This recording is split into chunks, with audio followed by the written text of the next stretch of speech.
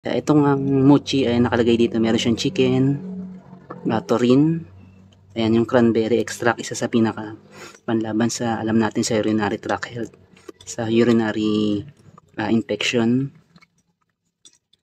Ayan, methionine, help reducing urine pH. Yung taurine naman for healthy immune. Ayan, ito yung pwede sa all cut ages. Ayan, depende sa size. Ayan, pwede natin kalatiin to if kitten yung alaga natin. Ito ay from Thailand. Ayan yung mga ingredients niya. Chicken breast, chicken minerals, amino, ayan, sunflower, taurine. Ayan, puro natural naman. Approved naman siya ng AAA. EPCO, isa sa pinaka mahalagang standard approving bodies sa mga pagkain ng alaga natin.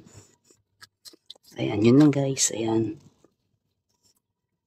Ayan, pwede natin to ibigay even kahit walang sakit yung alaga natin or walang UTI, or para masiguradong safe sila.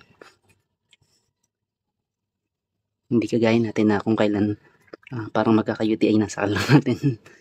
Mas papakainin ng cat wet food or mga urinary cat food. Ayan, pero yung dry food niya urinary din yun.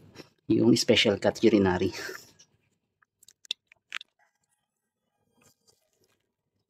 Okay, mukhang ganado na naman siya kumain. Unlike kagabi na wala talaga siyang gana.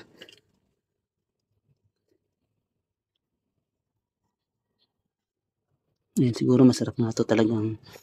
Yung tsura pa lang naman niya eh. Mukhang masarap nga eh. Yung amoy, parang tuna na, basta masarap tuna. Amoy tuna. Pero chicken recipe siya, pero yung amoy niya parang tuna.